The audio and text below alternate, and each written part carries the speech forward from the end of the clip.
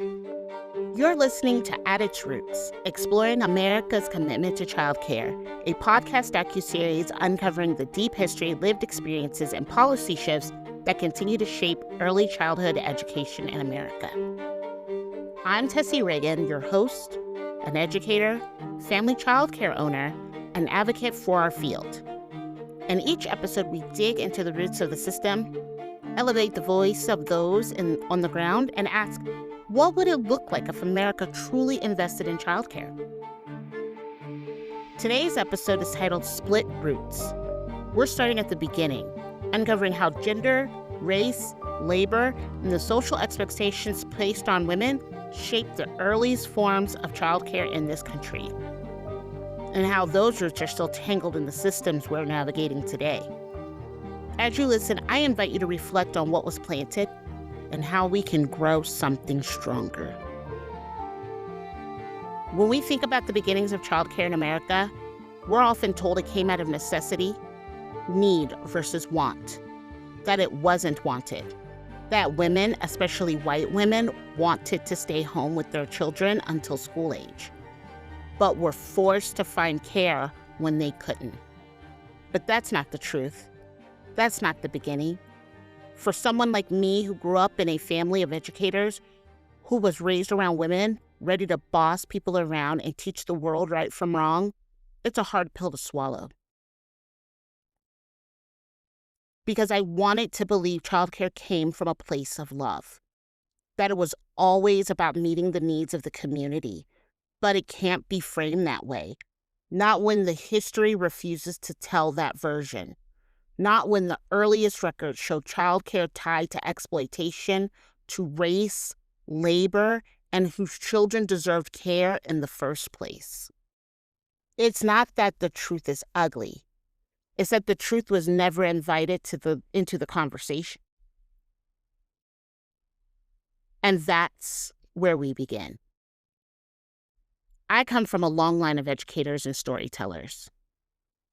But I also come from a long line of military folks, and that is not in my DNA. 4 years into the service, and one baby later, I realized my calling wasn't boots and barracks, it was books and babies. Education called me home. I planned to become a kindergarten teacher, boss around some 5-year-olds, decorate a bulletin board or two, but the deeper I got into my studies, the more I heard something over and over again. There's no good childcare near me. I can't afford it. I work nights and nobody's open. That's when it hit me. Childcare isn't babysitting. It's education. And early education, the kind we all say we care about, it starts in family homes just like mine's. So I opened my doors. Let me take it back a minute. My grandmother was a 4th grade teacher. She believed in education so deeply, she sent me to a private religious preschool. I was the only Black child there. I could read and write at 4 years old, but I often played alone. And I'll never forget the nuns. They used to twist my ear because they said I had poor handwriting at 4. That kind of racism, that isolation, it sprouts directly from the racism that early education was built on. Long before there were preschool center policies or public programs, Black women were doing the work.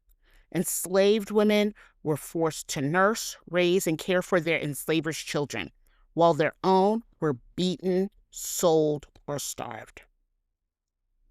This wasn't just labor. It was theft of love, of dignity, of legacy. These women planted the seeds of early care in this country, but they were never allowed to harvest the fruit.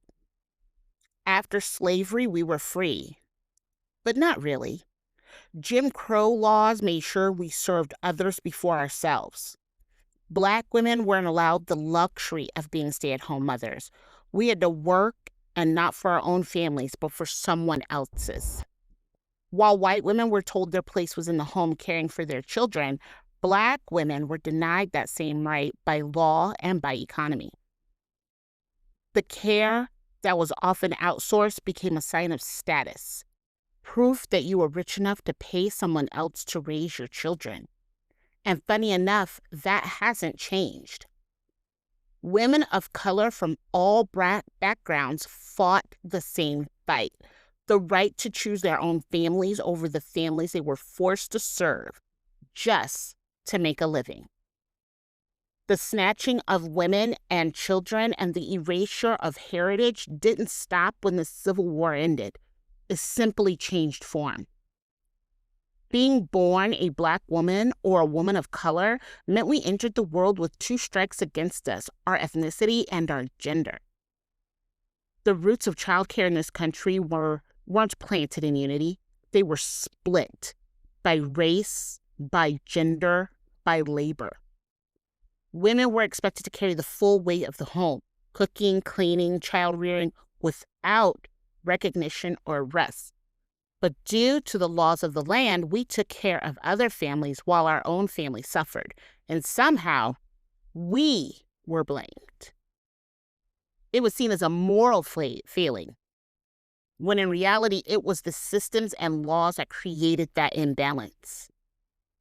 That legacy still lives in the whispers. She's lazy. She's on welfare. Why won't she get a job? The women's rights movement marched right past us. While others demanded choice, we were still demanding survival.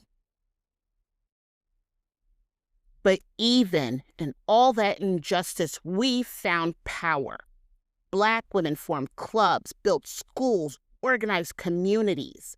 The National Association of Colored Women's Clubs wasn't just a group or a club.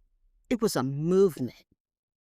They created safe spaces, educated children, lifted families. These women weren't waiting for permission. They were creating their own future, brick by brick. During World War II, while men went off to war, Black women held this country together.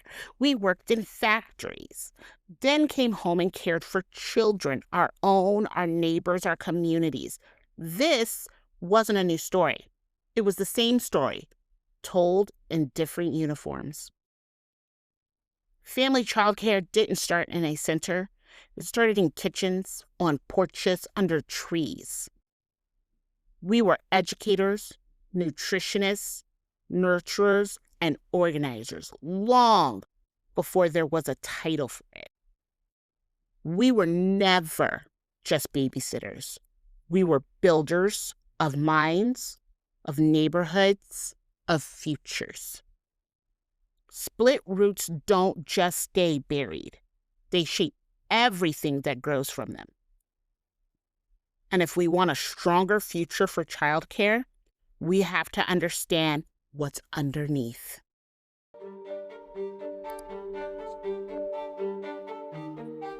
Want to hear more stories and solutions?